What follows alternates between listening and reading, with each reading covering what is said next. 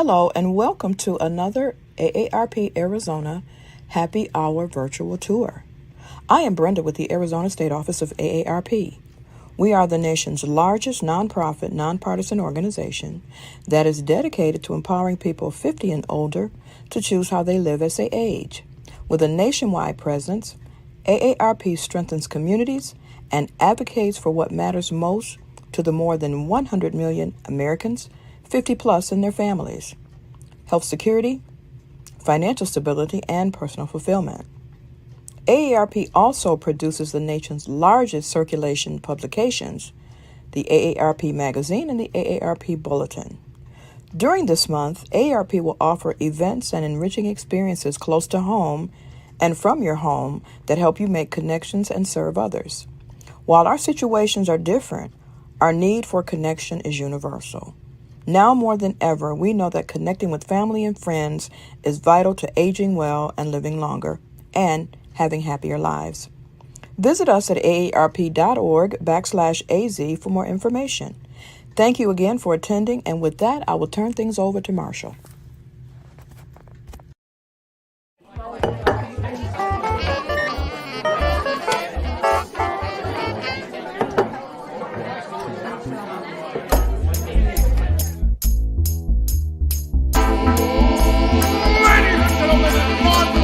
Folks, welcome to the show. Get ready to meet your host for the night, Arizona's very own hip historian himself, Marshall Shore. Well, hello and good evening. I want to welcome you all to the August 3rd edition 2023 of Arizona History Happy Hour. I am so happy that you can join us on so many platforms, whether it be Twitch, YouTube, Twitter, LinkedIn, Facebook, and if you miss an episode, you can always go back and watch it on YouTube because we do archive them. And we're so slowly starting to put things up on Spotify and even iTunes as podcast. So today is August 3rd. And so, back on this date, back in 1918, President Woodrow Wilson proclaimed the Casa ruins to be a national monument and under the management, now under the National Park Service. Now, the Great House or Casa Grande is in Coolidge, not in Casa Grande. And its surrounding compound is one of the largest prehistoric structures ever built in North America. And its mystery as a building still is a mystery. And even historic shade structure standing above it to protect it from the sun. Now, the ancestral Sonoran people who built the Casa Grande had developed a wide-scale irrigation farming, extensive trading connections that lasted for over 1,000 years. It is also National IPA Day. IPA created this day to celebrate those Indiana Pale Ales, a type of beer with high level of content and very hoppy, which kind of means that its flavoring is a little bit bitter, floral, and even maybe some fruit hiding in that glass. Now, it is also Clean Your Floors Day, which reminds us all to clean our floors. And though it might be tedious, it is indeed a necessary chore. Now, during COVID, I got kind of lazy and started doing the Asian cleaning the floor. Well, not really cleaning the floor, but bringing in less things of actually putting on shoes to go outside and then taking them off the moment I come in the door. And so that way I'm not tracking in all that stuff from the outside. And then today is also National Watermelon Day. A watermelon is 92% water. No wonder it's so refreshing. People have been enjoying this juicy fruit for centuries. It's said to have started back in ancient Egypt and along the River Nile Valley. And watermelon seeds were even found in King Tut's tomb. So watermelon is not a new thing, but it sure is tasty and is in season right now. So you should all go and enjoy it. What can you expect from tonight? Well, we actually are taking a look back to last year, a very special guest, an episode. And so there'll be a little bit of music history, little Arizona, some trivia, a beverage, and of course, an amazing guest as we take a jump back into looking at Goodyear Airport. But more on that in just a moment. Now, if this is your first time watching, you might be wondering, who is that man and why is he on my screen? Well, my name is Marshall Shore, and I got here 23 years ago from Brooklyn, where I was working in a Carnegie building and decided to trade all that snow, that wind, that slush for someplace sunny. A little library in South Phoenix where there was a rich oral tradition of the community.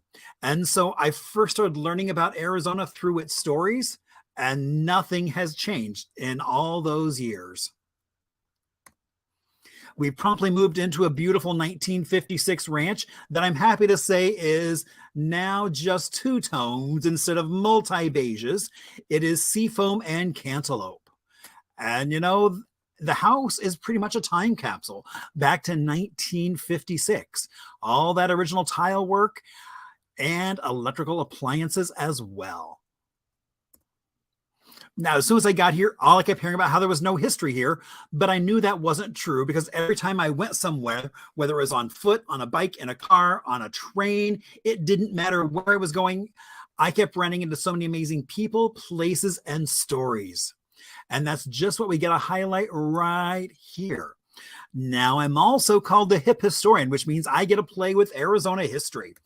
And so, in just a few weeks down at the Mesa Historical Museum is going to be the Buckhorn Baz exhibit opening up on August 19th. It's going to be there, I think, for almost a year. So you've got plenty of time to get down there, but it will be well worth it. I'm looking so forward to seeing some of those photos that have never been seen by most folks. Then coming up the end of September at the Allman House, we have our band book reading, and we're working on putting that together right now. So more information on that to come. As well as the Orpheum Theater is celebrating 95 years. And early January of 2024. And I am so excited that Arizona Unzipped has been asked to bring that show for the Orpheum to help celebrate its birthday. So remember, you can reach out to me. I see some of you have already found the chat. Now you can also reach out to me on various social medias, whether it's Facebook, Instagram, email, or even via my website, because I love to hear from you all. And now we are going to take a jump back to last year's episode where we get a chance to talk about the history of the Goodyear Airport. So I will see you in just a little bit. And now, so we have our beverage. And, there was talk about what could it be. And so it's always kind of fun to see what PJ comes up with. And so tonight it is the Desert Aviator. It's dark sky gin, a little pomegranate liqueur, some lime, some tangerine, some pineapple, and chipotle and hibiscus. So that way it's a little bit of spice. Now, it's really great with PJ because he makes all of this, puts it in a little jar. So all I have to do is this.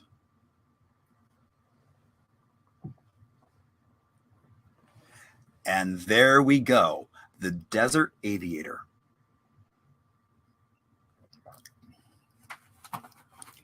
And PJ handed it to me. He was like, "You're going to really like that one." It's got a nice little tang from the hibiscus. Very nice. I indeed do like that. All right. And so now we're going to talk a little bit about Little Arizona. And I thought, it'd be kind of fun to talk about a little town called Happy Jack. So Happy Jack is just under 600 people in Coconino County, in the middle of the Coconino National Forest, was established back in 1947 as a logging camp. Now, originally the town was placed on Onion Flats and originally was called Yellow Jacket, but there were so many other towns across the country called Yellow Jacket, they had to change. Now, the post office was established in 47, and then it wound up moving. After about 30 years, the logging town closed down and moved a few miles away. And so the town reestablished itself in a whole new location. Now, there's always debate in terms of where that name Happy Jack came from. Did it come from a cheerful lumberjack, or was it Happy Jack, who was also a criminal in Wyoming? He was a bandit, and supposedly he was committing crimes, and someone decided to name the town Happy Jack after him. If you get up there, you can stay at the Lodge and RV Park, which has been around since the early 70s. And they offer all kinds of amenities from a general store to a restaurant, and well worth checking out. I mean, just look at that beautiful snow. And you can choose to be in it and then choose to come back and not be in it.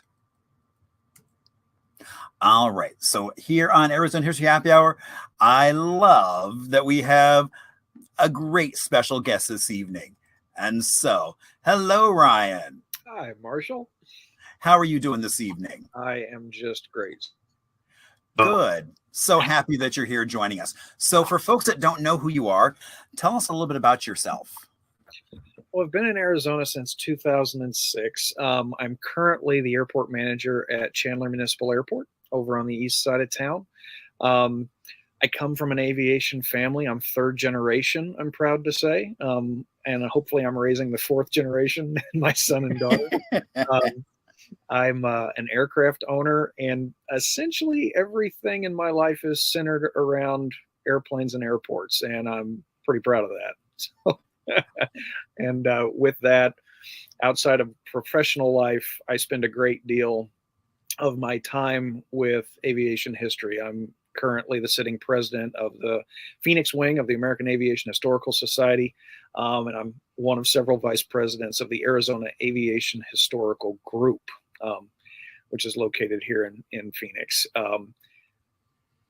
Spend a great deal of time researching aviation and flight's heritage, pretty significant amount of time preserving what we can of that heritage, and taking opportunities like this evening to spread the gospel of flight, as it were. Right? Well, indeed. I mean, because, I think it's so funny that so many small towns have airports, and that used to be a way that people got around. Absolutely. Before there were all these fancy highways. Right. Yeah. And that's, it's still that way. We've got over 7,700 airports in the country, and we still use it that way. It's there's 67 here in the state alone that are public use, and it's still used that way. At my airport at Chandler, on a daily basis, we average just north of 600 operations every day. As of last month, we're the 47th busiest airport in the country, and we're actually behind several valley airports that are busier than us. So it's still, the sky's still very active. Folks are still using it for just that. That's incredible. I just saw that a friend was flying back from Burning Man. Yep. Yeah, that's and I guess that must be a popular way to get there in the middle of the desert. It's a lot quicker. I do not doubt that. I've flown over it, and that country looks really great to fly over. I would agree with that. All right. So we have a little bit of trivia. Sure. Now, our trivia here is not, if we're used to doing bar trivia, we do our trivia much differently, because it's not about what you know, but it's more about what you're the stories you're going to hear. And so all of our questions are multiple choice. And so the goal is to have fun. Take a stab if you don't know the answer. I won't be shocked how low scores will be on this one, but great stories. And that's always the fun. Now, you can keep track of this. Anita has a special notebook. I've got a friend who, for some reason, likes to do it on his arm and then send me a photo of it, I guess to make sure he didn't cheat or something. Who knows? You know? Yeah. Whatever makes you happy, that's what we say. Just go for it.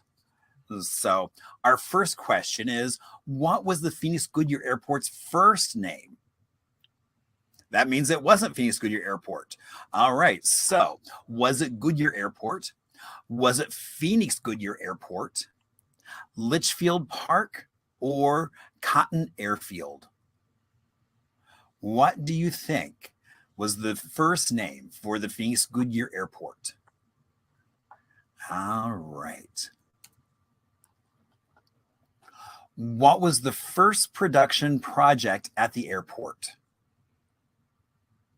A, flying boats. B, cotton processing. Aircraft tire manufacturing. Or D, plastic research and testing. All right. So what do you think was the first production project at the airport?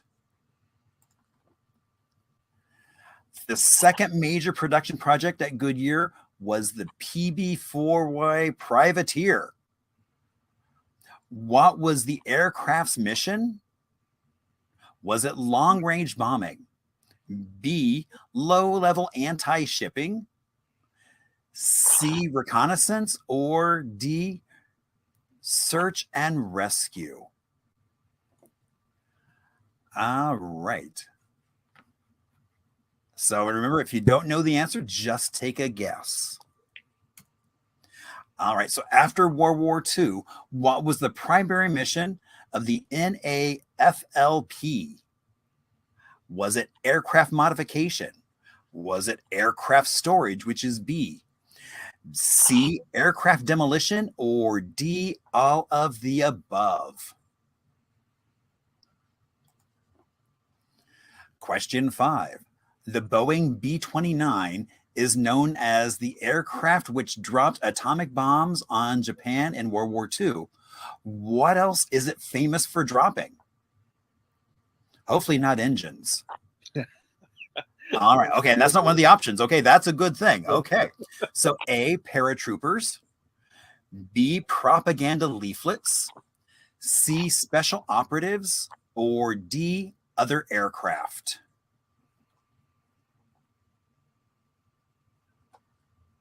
All right. Question 6.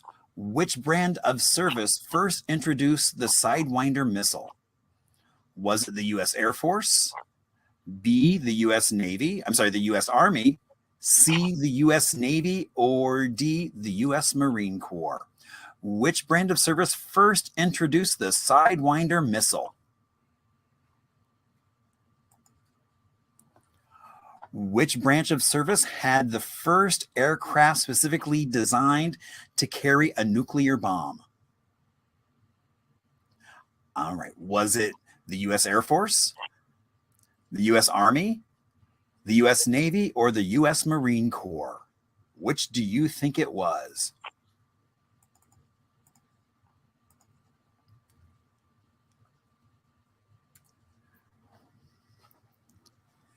All right. Question 8. When did the first airborne warning and control system, which is an acronym AWAC, was it AWA? How would you pronounce the acronym? AWACS. AWACS. Okay. Was it AWACS Aircraft Sea Service? These are the aircraft that look like they're carrying a flying saucer. So, when did it first go airborne? Was it 1956? B, 1962? C, 1968? Or D, 1977? All right, moving on to question 9. All right, what famous aerial demonstration team called Goodyear home? A, the Acrojets. B, the Thunderbirds. C, the Sky Blazers. Or D, the Blue Angels?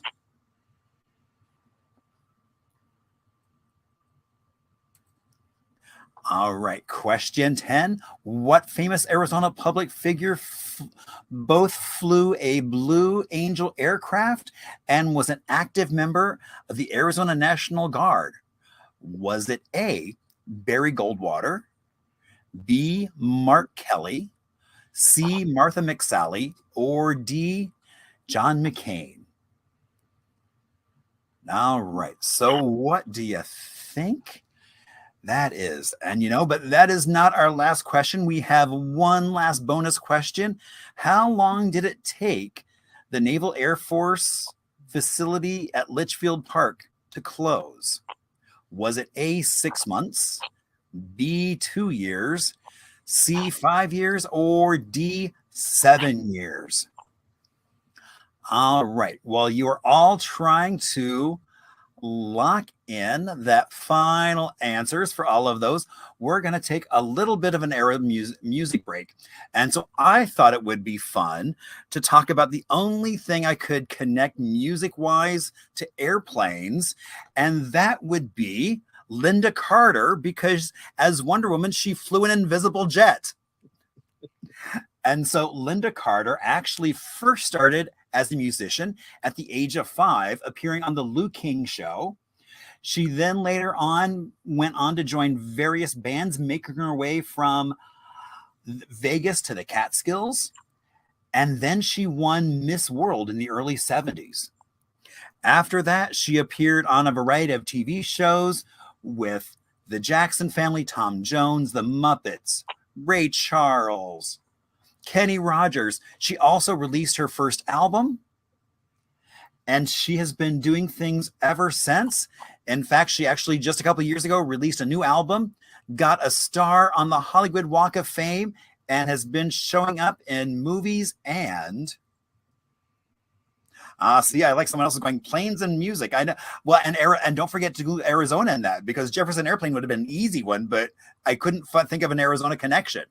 And so yeah, so that was the fun of coming up with an invisible jet. So, all right. So let's go on to some answers. So Ryan, what was Goodyear, or the Phoenix Goodyear Airport's first name? It was actually Naval Air Facility Litchfield Park, as you can see in the photo there. That was the base insignia from 1942 until 1968 at its closure. And one of the funny things is all of the base addresses up until the 60s was Phoenix, Arizona, because it was noted as being 20 miles outside of town. And it was picked. The location was picked for a very specific reason. It was next to what was then Highway 80. It's now MC 85, and it was located at a point which the Southern Pacific Rail line turned, which is a natural place for the railroad to put in a spur line, which is necessary if you're going to have a major manufacturing center. The railroad needs to work with you to bring you all that steel and aluminum.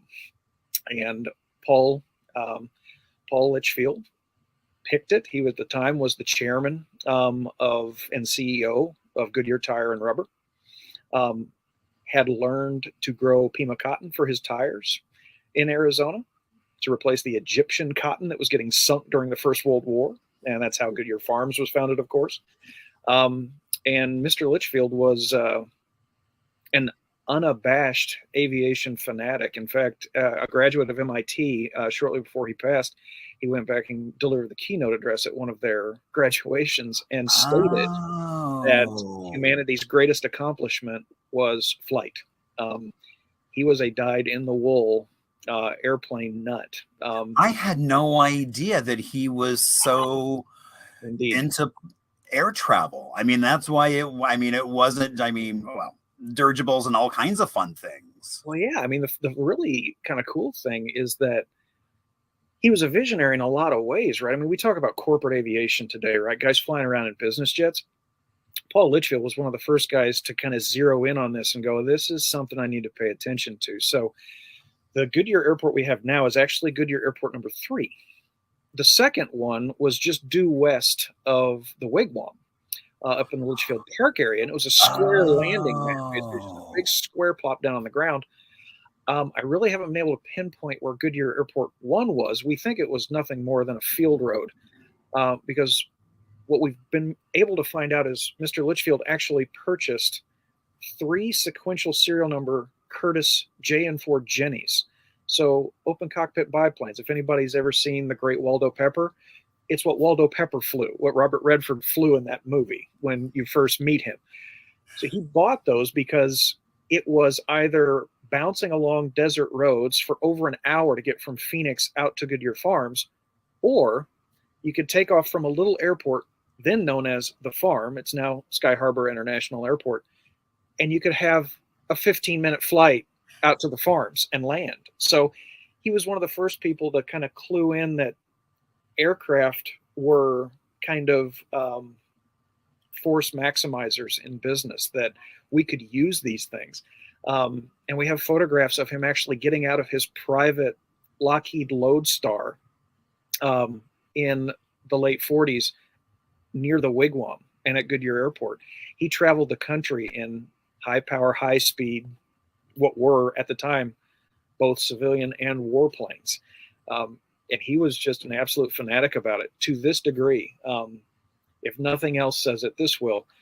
So when the war started, he was CEO of Goodyear Tire and Rubber. Then the president made the claim that we will deliver X amount of aircraft for the war effort. This is going to be a full court press for the war effort. We need to step up our aircraft manufacturing because we were very far behind in terms of aircraft production and development compared to the rest of the world. Mr. Litchfield actually resigned his post on the condition they would appoint him as president of Goodyear Aerospace. And that's where he focused all of his efforts throughout the war, both in Goodyear, Arizona, and at Akron, Ohio, where the other aircraft plant was. Very remarkable guy. Well, yeah, and that connection to Akron is why, I mean, you've got the Wigwam. I mean, so much of kind of that classic West Valley really arose because of trying to lure folks from Akron to the desert. Indeed. It was a factory town. There's no two ways about it. To this day, I know you and I were talking about this earlier this week, Marshall. If you go north of the airport to the east of Litchfield Road, you'll notice all those houses look the same. Well, the reason is they were put there by Goodyear Aerospace for their workers. You know, we talk about how quickly things blew up in the 50s after air conditioning became convenient, thank God.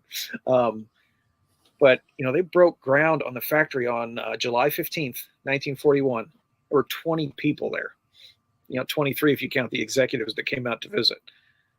So by January of 42, the number was, we had 150 people working there. By January of 43, there were 5,000 people working there. By January of 45, counting the naval personnel, there were 8,000 people on that airport working around the clock. And Wow. Throughout the war, they produced approximately 3 million pounds of airframes for the war effort alone. It's about 8,500 warplanes went through there. It's wow. remarkable. It ended up going from 1941 not existing to 1945, the 11th most productive aircraft manufacturing and modification center in the entire country. Yeah. Wow, that's crazy. Yeah, quiet little Goodyear. Yeah. Exactly. Quiet little Goodyear. Not so quiet. Not at all. No. All right. What was the first project at the airport? Well, there's some great pictures of Mr. Litchfield himself right there. Yeah, amazing guy. So the first project was actually flying boats, believe it or not. It's perfectly So logical. did these look like the car boats? Yeah, not really. They literally look like a cross between a boat and a 4-engine bomber. They were PB-2Y Coronados, they were called. And Goodyear had won a contract to develop and build the flight decks. So they basically built the cockpits. And that was another reason they picked the site, because Highway 80 had no underpasses. and they would load 2 of these cockpit sections on a flatbed truck, and they needed the clearance to get all the way to San Diego, where they would then literally lift the cockpit off of the truck, set it on the otherwise completed airframe. And, we think we're very slick when we say things like, well, we plug and play. That's a recent thing. Now, they were doing this in 1942. They left the factory in Goodyear complete. All the instruments, the control cables were all installed. You put it on the aircraft, you connected everything, energized it, and went flying.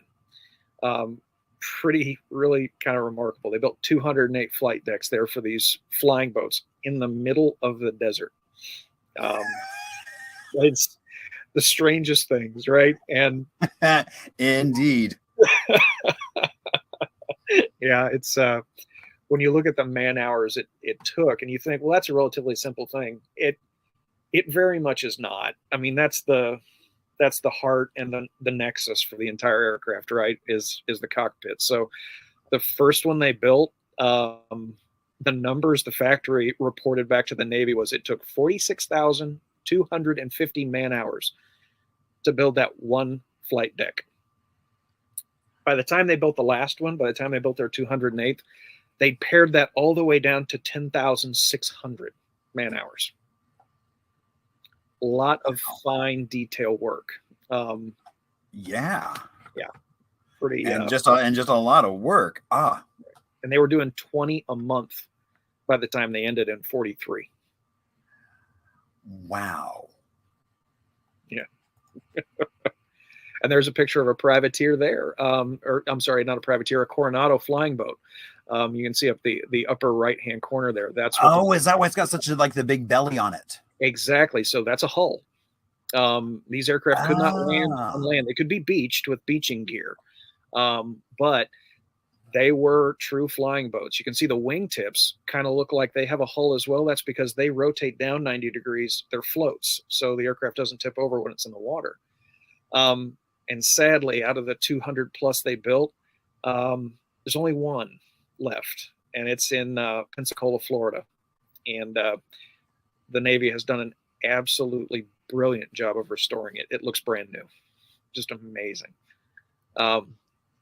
But this question is about the privateer, which is the aircraft below. You can see it there coming out of the hangar. I thought that picture was showcasing how the doors worked. Well, that was pretty fascinating too, really. And I actually got to be there when Lockheed turned over that building about 6-7 years ago. That was highly classified inside. I got to walk around with the owner, and he had energized the doors, re-greased them. They hadn't been opened in probably 40 years.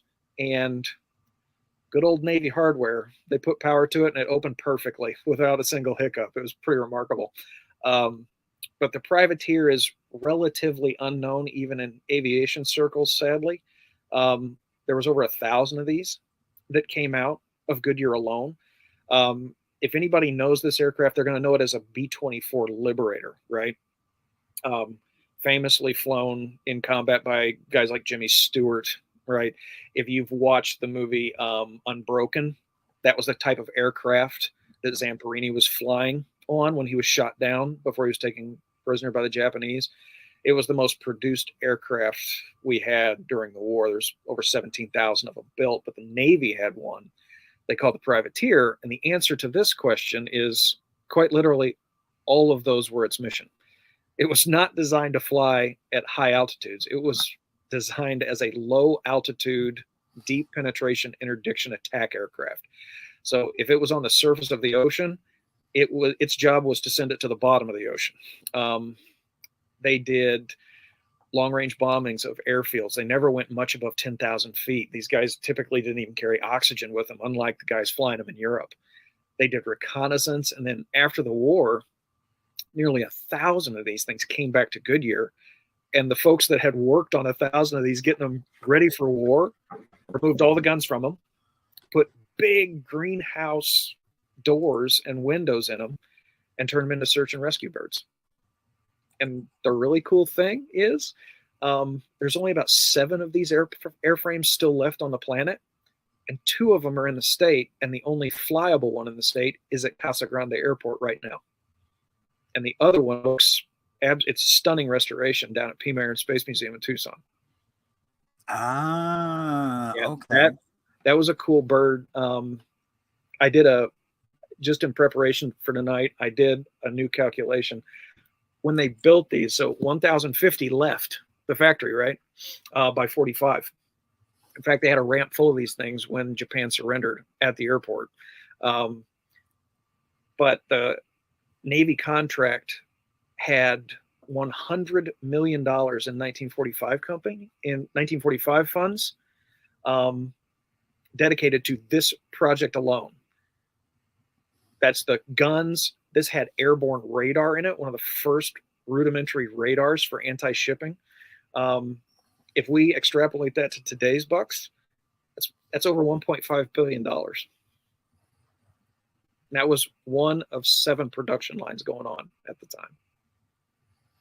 Well, I mean, and I think that also, I mean, you mentioned like early radar, and that's one of the things that I know Goodyear was really working on in terms of at the facility just north of where the airport is now. Absolutely. Yeah, just to the east, the whole Lockheed Martin facility, which is last known as, but it was Goodyear Aerospace from 45 to the 70s when it turned into Loral Corporation. They patented a device called synthetic aperture radar there. And I won't go too deep into that because my wife constantly accuses me of slipping into aviationese and no one knows what I'm saying. But to sum it up, it's the really amazing stuff that is from the nose of the SR-71 Blackbird all the way back to the engines. It's radar that can see through trees. It can paint a picture for you. I mean, they're remarkable. Wow. They invented that radar there in 1947. I actually had the honor of holding the original patent once, which Lockheed still has in their possession in California now. So wow. Remarkable what went on there. You know, just amazing stuff. Indeed. All right. So after World War II, what was the primary mission of NAFLP? Yeah, all of these things. They were still modding aircraft. They were storing aircraft, and they were making them go away. They're turning them into beer cans, essentially. One of the fascinating things is, since 1945 up until this very second, the mission of that airfield has not changed. They've added flight training, but aircraft modification, aircraft scrap is still going on. Aircraft storage is still going on. If you go to a Cleveland Indians or Cincinnati Reds spring training game, you guys already know this. That's your backdrop, right? It's all those big tails out in the desert there to the east of the ball fields.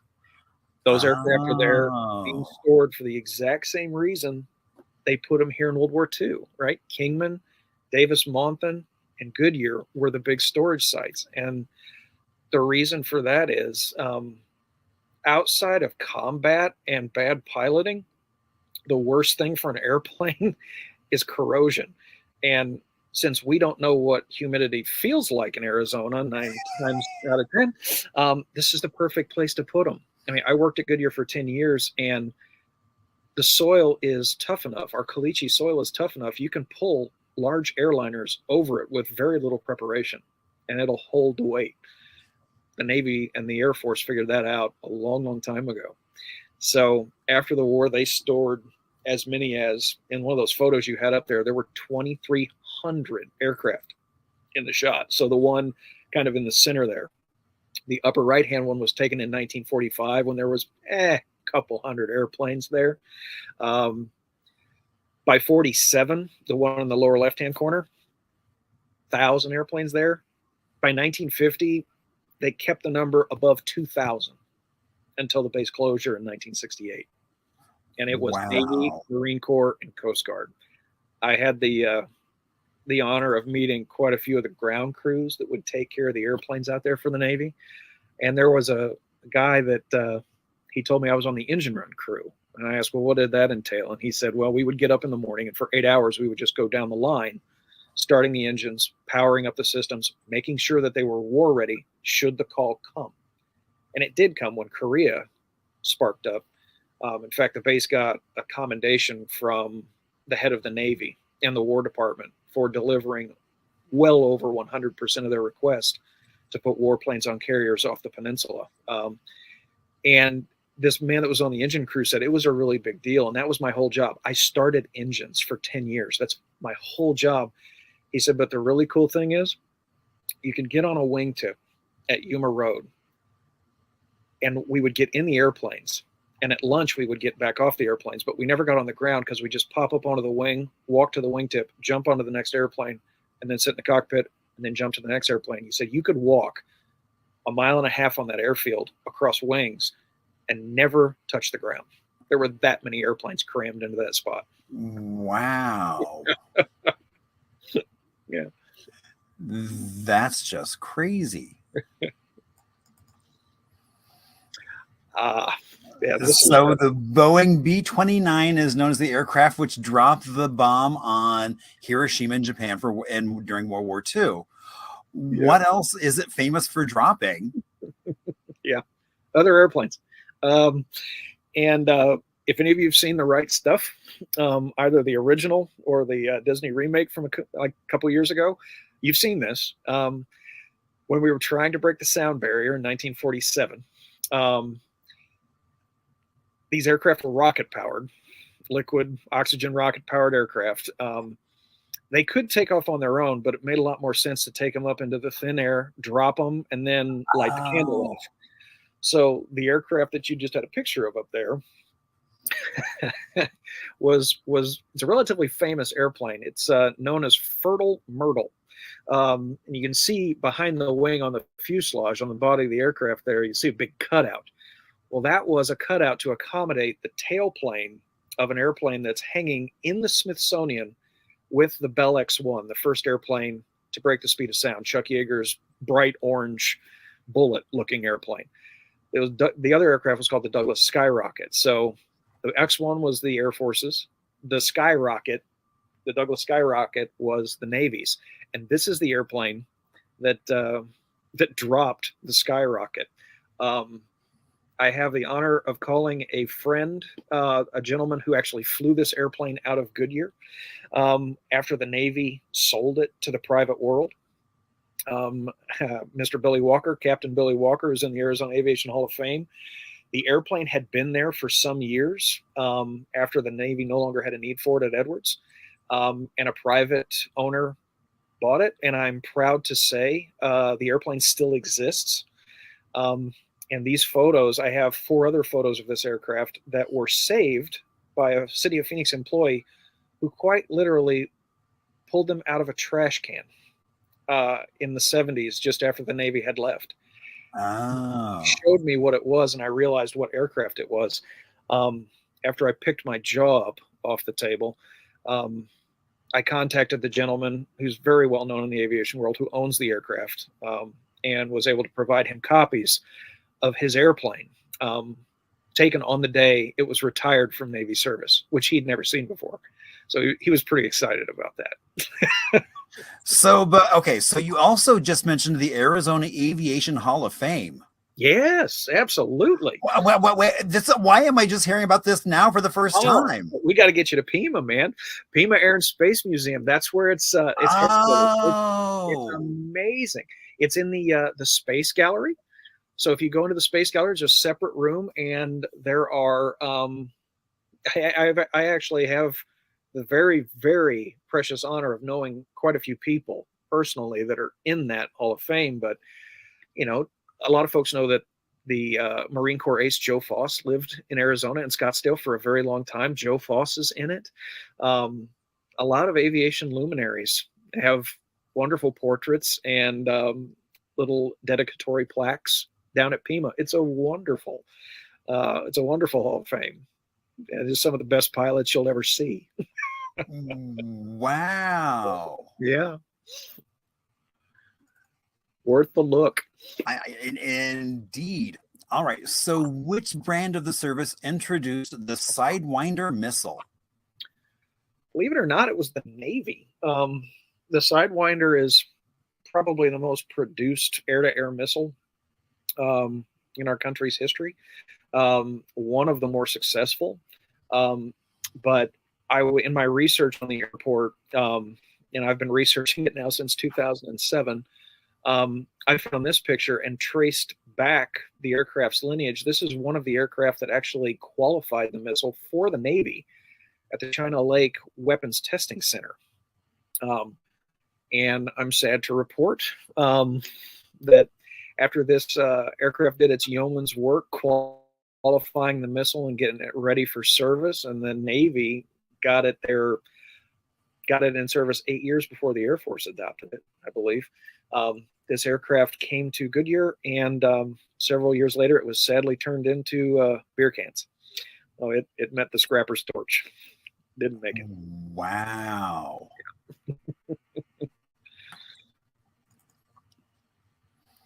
All right. So, which branch of the service had the first aircraft specifically designed to carry a nuclear bomb?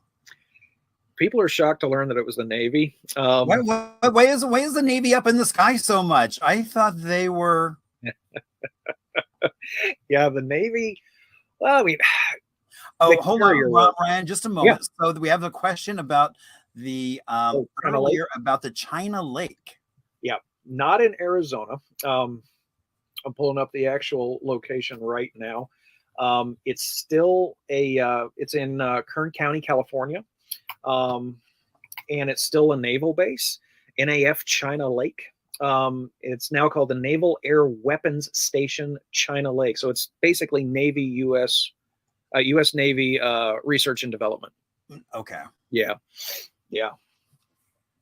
And if any of you, so then back to why is the Navy in the sky so much? I thought they were on boats. I mean, they should be on one of those flying boats. Never say that to a naval aviator.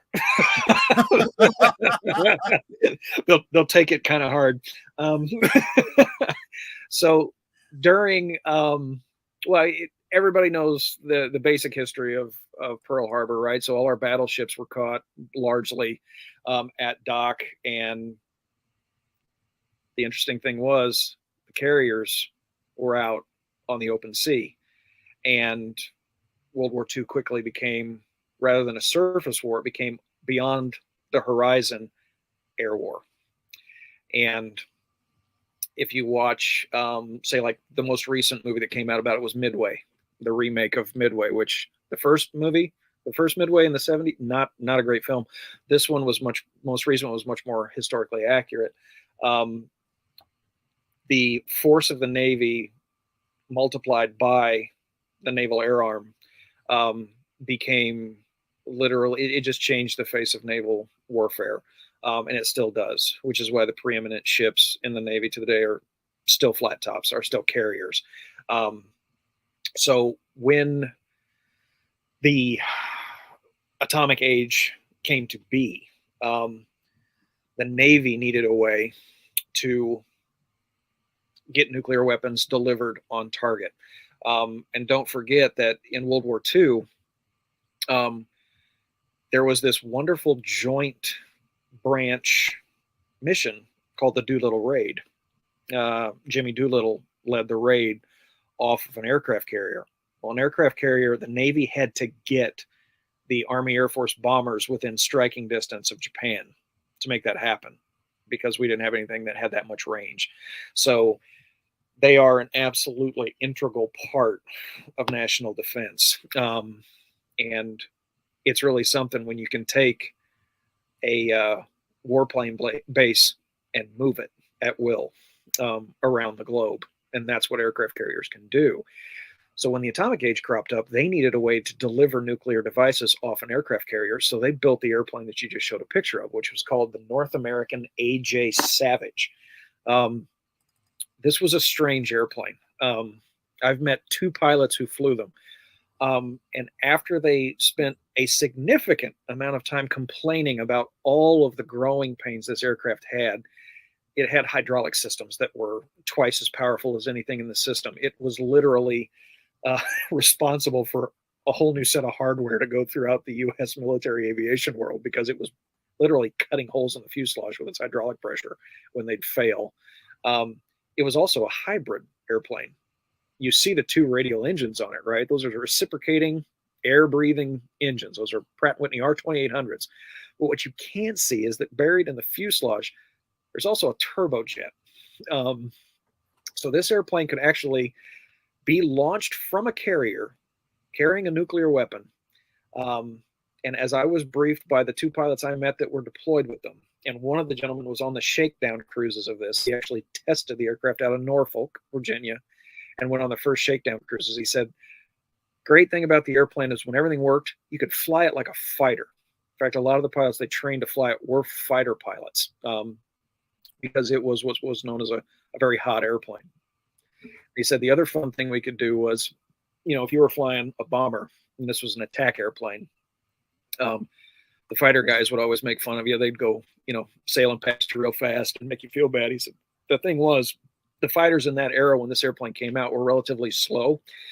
And he said, what we would do was we would pull up next to them. We would feather and shut down both propeller engines and then slowly pull away with the jet they didn't know we had, and just confounding these poor fighter pilots to no end. He said the terrifying thing about the mission, however, you had to do that because in the face of what you were given as your job was, you had to have some sort of humor every day, because your job was to launch off of a carrier very close to enemy territory. And he said most mission specs gave them 30 minutes of fuel reserves after they dropped on a target in Russia. So you weren't making it home. You were going to fly deep into Russia.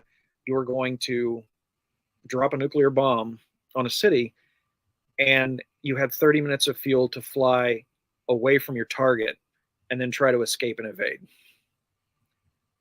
He was very, very happy, the one gentleman who told me this, to get promoted out of the Savage Squadron. Understandable. Yeah. But that's funny. It's like a little sleeper plane. Yeah. Oh, it was remarkable. And again, only one left, and it's at Pensacola as well in Florida. The AWACS. All right. So when did the first airborne warning and control system, or AWAC aircraft, see service?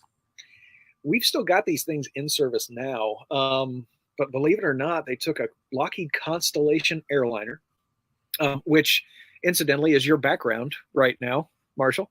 That's a Connie. I'm that kind of dork. I can tell from the engine nacelle. That's a Connie. One of my favorite airplanes. And they slapped a gigantic radar on top of it. And this is airborne warning and control. So these are the guys that have bigger radars and can see beyond where the fighters and the attack aircraft can see. And they can say, hey, you've got danger aircraft. You've got bogeys at this orientation to your flight. Go get them.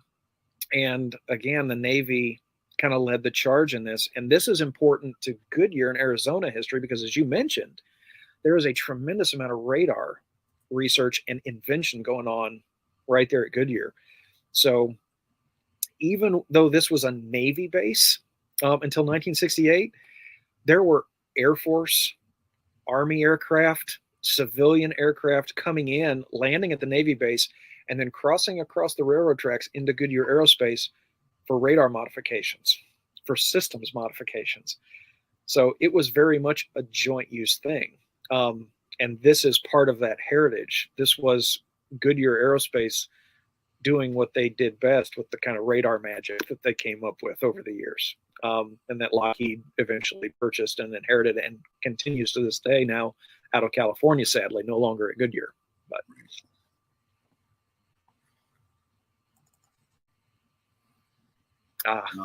indeed, the famous aerial demonstration team. What were they called? Blue Angels.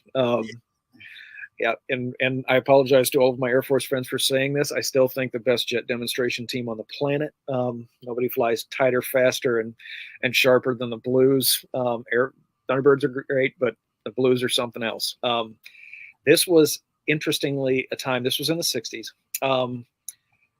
They are based, as most folks know, in Pensacola, Florida.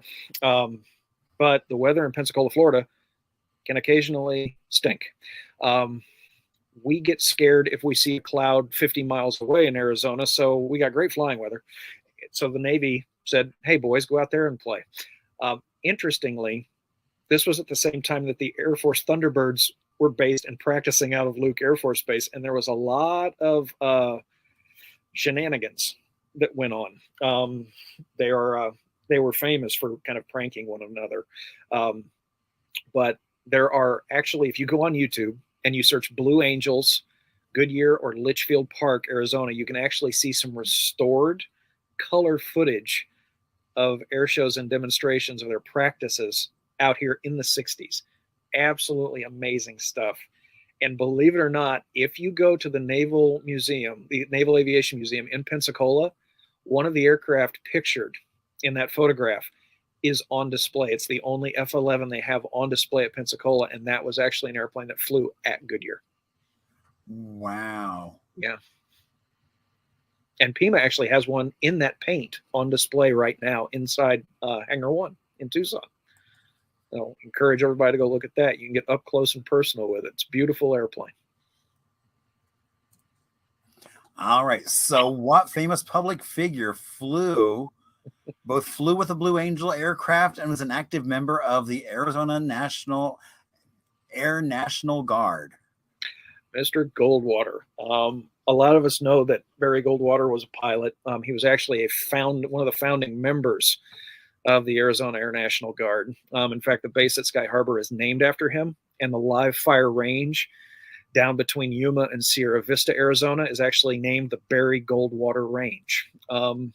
He was a fanatic about aviation. I've met several members of his family over the years, and one of his nephews, said something I've never forgotten. He said, Uncle Barry was a really amazing guy. He always said that his political career was his honor and duty to his country, but flying was his passion.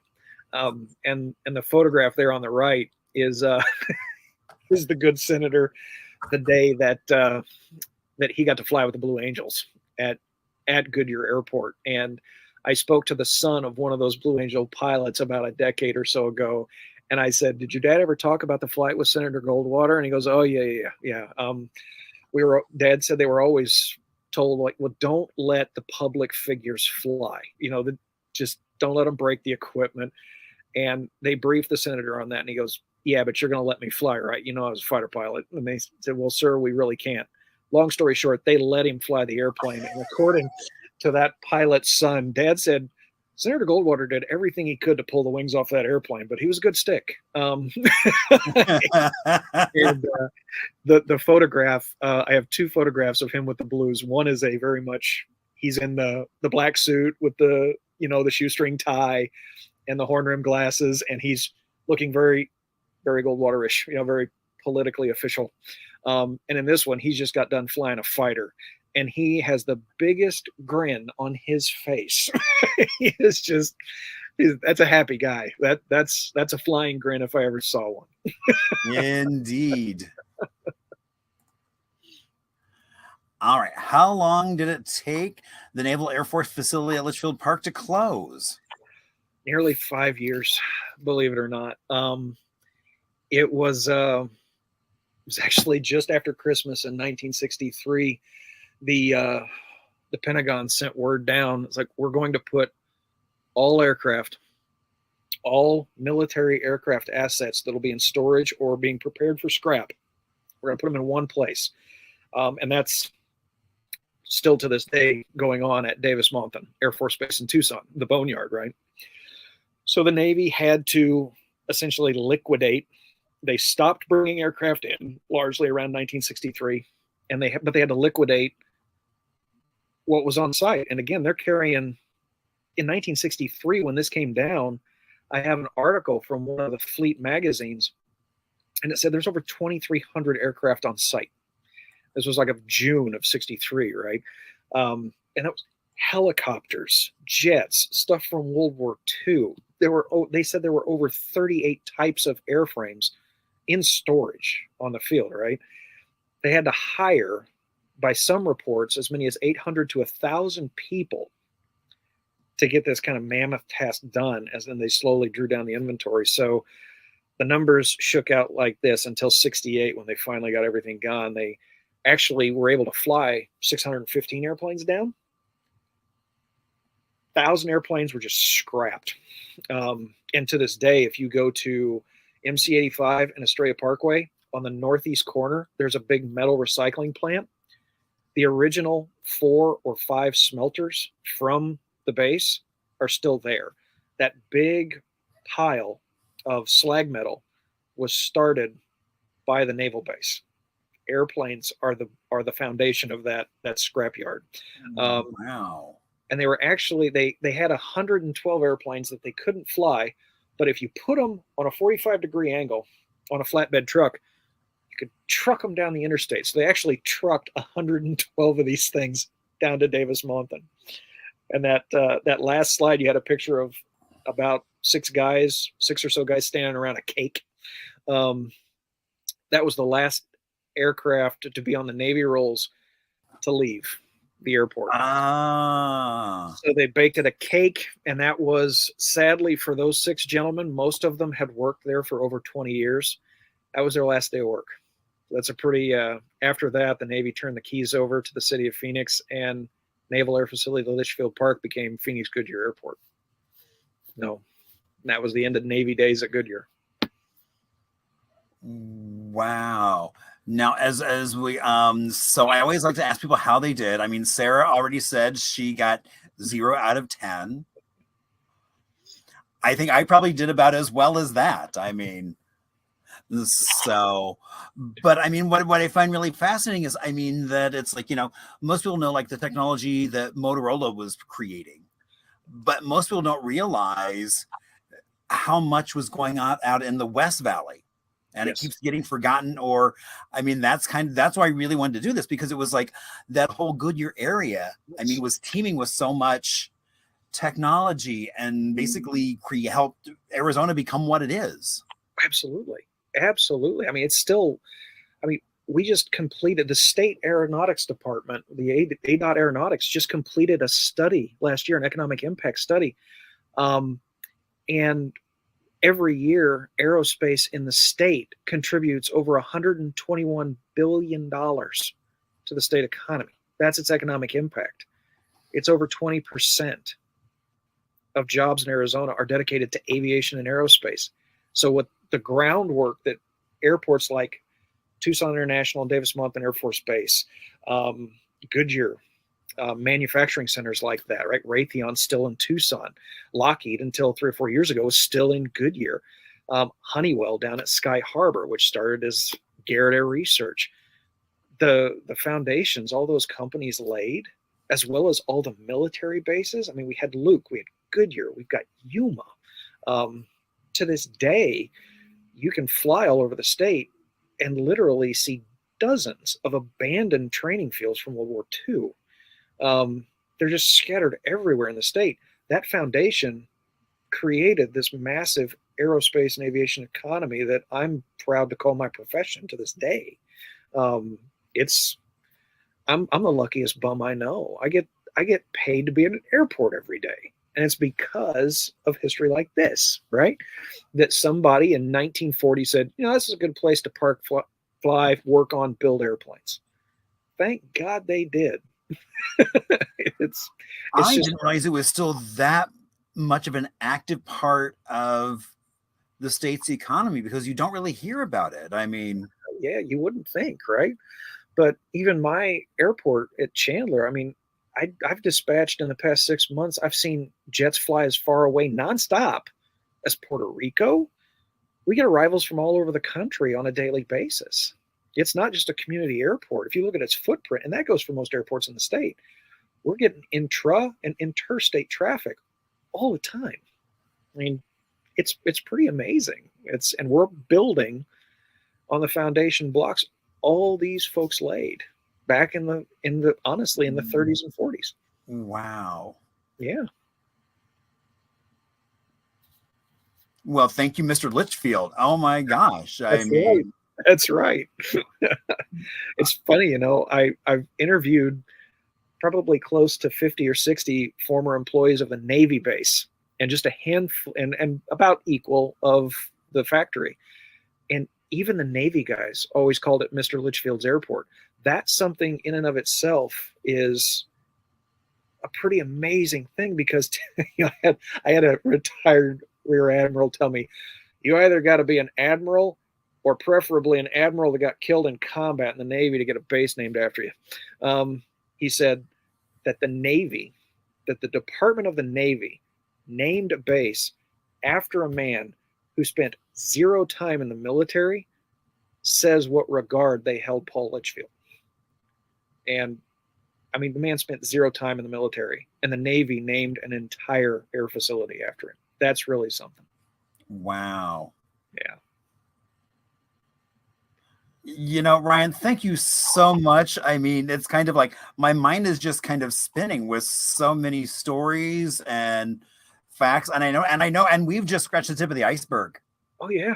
Yeah. And I tell everybody, if you want a tour of an airport, look up Chandler Airport, come see me.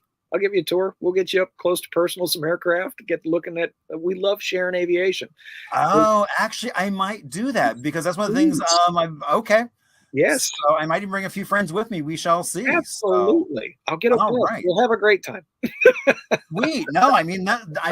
It's like, I love how it's sort of an early economic engine of the state, and still is, but it's now something that's not really talked about, right? Which is so interesting. So yeah, it's great stuff.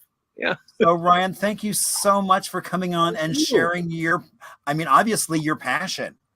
It's my ruling passion. There's no doubt about it. And I think your wife would agree with that. Oh, very much so. Yeah, she's that's why I invite other people to the airport. She's just sick of hearing it. She just That's great.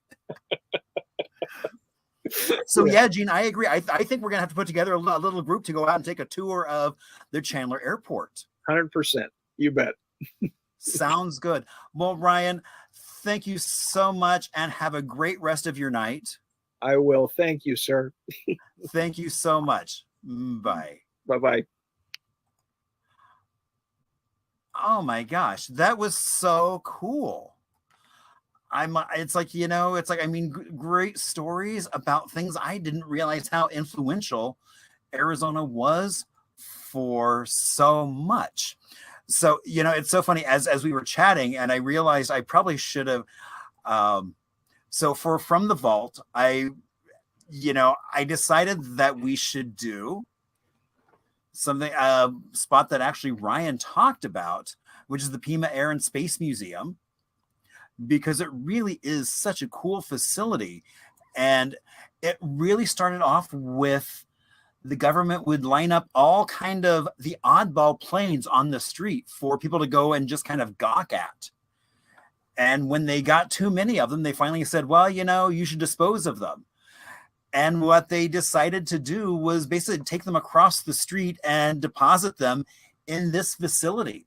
So they've got a wide variety of things and hangars sitting outside. You've got, some of the planes that are featured here, you have like the Super Guppy that was built to fly giant moon rocket parts around. You've got, from Top Gun, you've got the Tomcat from the movie Top Gun. You've got this really interesting history. The Bumblebee, which at one point was the world's smallest plane, as well as the Phoenix Mars lander from NASA and the University of Arizona's lab. So, they really do have so much cool stuff. And I didn't realize, or I would have included the fact that they have the Arizona airline, air pilot Hall of Fame. I'm going to have to go see that now. Oh my gosh. I think there might be another tour in that as well. Wow.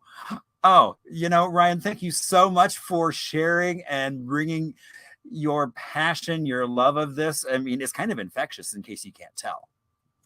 So now I know Anita's already shared it, but this is why I always say you should share, because there's always going to be some really cool stories that you don't really get to hear anywhere else. And so, as we get ready for continuing on with happy hour, please share. And next week, I'm so excited. We have on Susan Ricci from the Mesa Historical Museum to talk about the museum and some of the stuff that they have coming up and some of the stuff they have on exhibit right now. Oh my gosh. And so, and also if you have not been to the Tucson or the Pima County Aerospace Museum, go check it out. I mean, after talking to Ryan, I went and was just amazed. It was one of those things where it's like, oh, I'm going to spend an hour or two. I think we were there a good 3, if not even 4 hours, wandering around looking at all the cool planes. So I look forward to seeing you next week as we get a chance to talk about Mesa Historical Museum and some of the cool stuff that they are doing. Now, remember, I love to hear from you all as you get a chance to just kind of share and bring your ideas to what's going on. Now, I always love to give a shout out to Chris and Cole for that amazing video, and PJ, who always keeps me hydrated. And as an air-related kind of thing, we are going to depart with a early 60s balloon parade in downtown Phoenix. So I will see you all next week. Thank you so much and have a great rest of your night.